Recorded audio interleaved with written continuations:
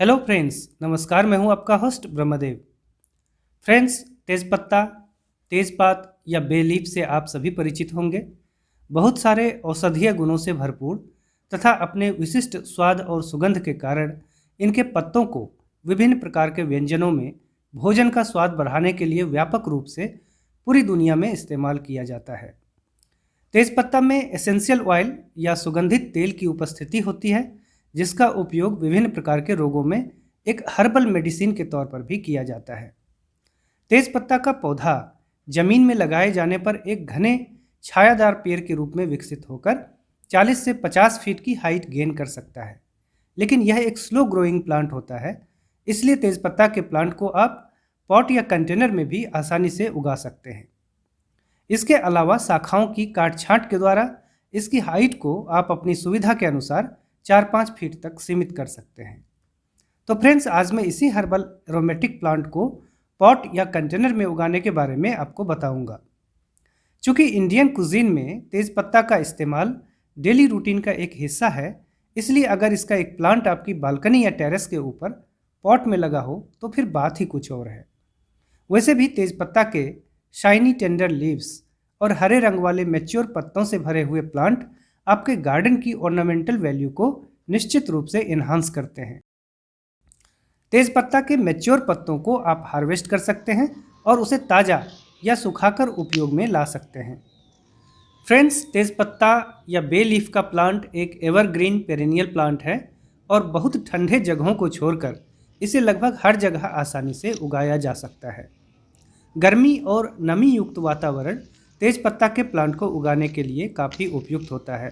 Cold climate वाले जगहों पर इसे पॉट में ही लगाना चाहिए, ताकि विंटर में प्लांट को एक वार्म और शेल्टर्ड लोकेशन में शिफ्ट किया जा सके। तेज़पत्ता को वैसे तो फुल सनलाइट की ज़रूरत होती है, लेकिन पार्शियली शेडेड लोकेशन में भी इसे ग्रो किया जा सकता है। तेज़पत्ता के प्लांट को वेल ड्रेन्ड और फर्टाइल सॉइल की आवश्यकता होती है, इसलिए इसके पॉटिंग मिक्स में अच्छी क्वालिटी के कंपोस्टेड मैन्योर की अधिकता होनी चाहिए। पॉटिंग सॉइल का ड्रेनेज बहुत ही अच्छा होना चाहिए, ताकि उसमें वाटर लॉगिंग बिल्कुल ना हो। तेज़पत्ता का पॉटेड प्लांट अक्सर या तो वाटर लॉगिंग की वजह से या ओवर वाटरिंग की वजह से सूख जाता है, इसलिए इसका पॉटिंग मिक्स ऐसा बनाना चाहिए कि बारिश के दिनों में भी उसमें वाटर लॉगिंग ना हो।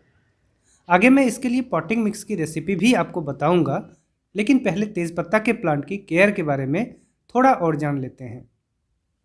तेज़पत्ता का प्लांट पूरी तरह से शेडेड लोकेशन में ठीक से या अधिक दिनों तक ग्रो नहीं कर पाएगा, इसलिए इसे इंडोर ग्रो करने की कोशिश करना व्यर्थ है।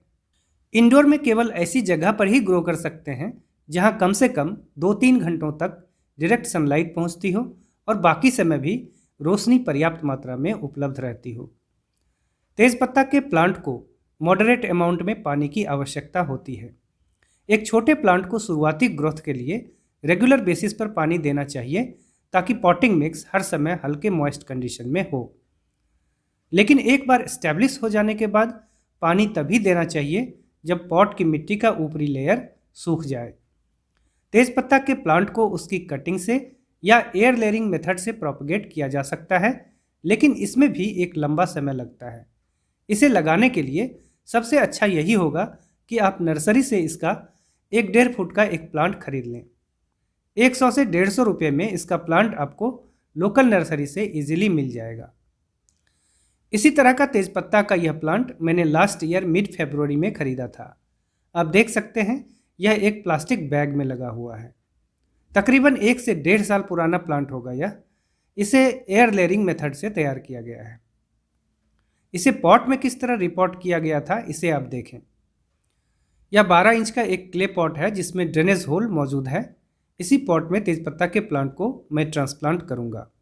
इसके लिए पॉटिंग मिक्स मैंने पहले से तैयार कर लिया है। इसकी रेसिपी मैं आपको बता देता हूं। इस पॉटिंग मिक्स में है साधारण गार्डन सॉइल 40% की मात्रा में, यानी 10 बराबर भागों में 4 भाग। कोर्स रिवर सैंड यानी नदी की रेत या बजरी की मात्रा है 30%, यानी 10 बराबर भागों में 3 भाग। और बाकी के 3 भाग यानी 30% की मात्रा में लिया गया है 3 अलग अलग तरह के कंपोस्ट की बराबर मात्रा का मिश्रण। इसमें वर्मी कंपोस्ट, काउडंग कंपोस्ट और किचन वेस्ट कंपोस्ट की बराबर मात्रा है। तो अब इस ड्रेनेज होल को कवर करने के लिए इस मिट्टी के दिए को होल के ऊपर रख देते हैं। इसके बाद पॉट के लगभग आधे भाग में मिट्टी भरेंगे। अब तेजपत्ता के इस प्लांट को प्लास्टिक बैग से बाहर निकाल लेते हैं। आप देख सकते हैं यह क्ले सॉइल या चिकनी मिट्टी में लगा हुआ है, जो पॉट के लिए सूटेबल नहीं है। प्लांट के आकार के हिसाब से इसका रूट बॉल अपेक्षाकृत छोटा है, इसलिए इसे ज़्यादा डिस्टर्ब करना ठीक नहीं होगा। केवल इसके ऊपरी भाग से थोड़ा मिट्टी हटाकर रूट्स को हल्का एक्सपोज कर देते हैं। अब प्लांट को पॉट में डालकर देखते हैं, काफ़ी नीचे चला गया है। थोड़ी मिट्टी और डालनी चाहिए। अब ठीक है, तो बाकी बचे हुए खाली भाग को भी मिट्टी से कवर कर दें। बीच बीच में मिट्टी को कसते रहें ताकि एयर पॉकेट्स ना बने। फाइनली रिपोर्टिंग का काम पूरा हो चुका है। अब इसको पानी दे देते हैं। फ्रेंड्स, तेज़पत्ता के प्लांट को लगाने का सबसे अच्छा समय स्प्रिंग सीजन होता है, लेकिन विंटर के महीनों को छोड़कर इसे किसी भी सीजन में लगाया जा सकता है। तेज़पत्ता के प्लांट को रिपोर्ट करने के तुरंत बाद किसी भी फर्टिलाइज़र का प्रयोग न करें, बल्कि 4 से 6 हफ्ते बाद जब प्लांट में नई ग्रोथ की शुरुआत हो जाए तब इसे फर्टिलाइज़र देना चाहिए।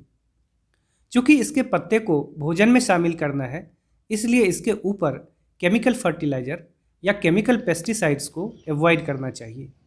इस प्लांट को मैं महीने में सिर्फ एक बार फर्टिलाइज करता हूँ। पहले महीने में चाय पत्ती की खाद और वर्मी कंपोस्ट का मिश्रण लगभग 100 ग्राम्स की मात्रा में इसकी पॉटिंग मिक्स में ऐड करता हूँ। दूसरे महीने में किचन वेस्ट से बना लिक्विड फर्टिलाइज़र डालता हूँ और तीसरे महीने में ऑर्गेनिक मैटर से बना लिक्विड एनपीके फर्टिलाइज़र अप्लाई करता हूँ। यह सिलसिला बारी बारी से चलता रहता है। ऑर्गेनिक फर्टिलाइज़र को तैयार करने से संबंधित वीडियोस आपको मेरे चैनल पर मिल जाएंगे। उनका लिंक मैं डिस्क्रिप्शन बॉक्स में भी डाल दूंगा। फ्रेंड्स, तेज़पत्ता का प्लांट वैसे तो डिजीज रेजिस्टेंट होता है, लेकिन फिर भी ओवर वाटरिंग या पर्याप्त रोशनी के अभाव के कारण इसके ऊपर पेस्ट या फंगस का अटैक हो सकता है। इसे अवॉइड करने के लिए महीने में 2 बार यानी 2 हफ्ते के अंतराल पर नीम ऑयल या नीम ऑयल पर आधारित पेस्टिसाइड्स का छिड़काव नियमित रूप से करना चाहिए। तो फाइनली कंक्लूजन के तौर पर मैं आपको बताना चाहूँगा कि अगर कुछ बातों का आप ध्यान रखेंगे तो आपका तेज पत्ता प्लांट हमेशा स्वस्थ और हरा भरा बना रहेगा। पहली चीज़ है वेल ड्रेन्ड पॉटिंग मिक्स का उपयोग करना। दूसरी चीज़ है ओवर वाटरिंग ना करना। तीसरी चीज़ है ज़रूरत के हिसाब से प्लांट की प्रूनिंग करना। और आखिरी और महत्वपूर्ण चीज़ है ठंड से पौधे को बचाना तथा ठंडे महीनों में पानी और फर्टिलाइज़र का प्रयोग कम करना। तो फ्रेंड्स, आशा करता हूँ कि वीडियो आपके लिए हेल्पफुल साबित होगा। अपनी पसंदगी का इजहार करने के लिए कृपया लाइक बटन को प्रेस करें और गार्डनिंग से रिलेटेड इसी तरह के ढेरों इंटरेस्टिंग वीडियोस को देखने के लिए सिटी गार्डनिंग चैनल को जरूर सब्सक्राइब करें। अपनी क्वेरीज को आप नीचे कमेंट सेक्शन में पोस्ट कर सकते हैं। Thank you for watching.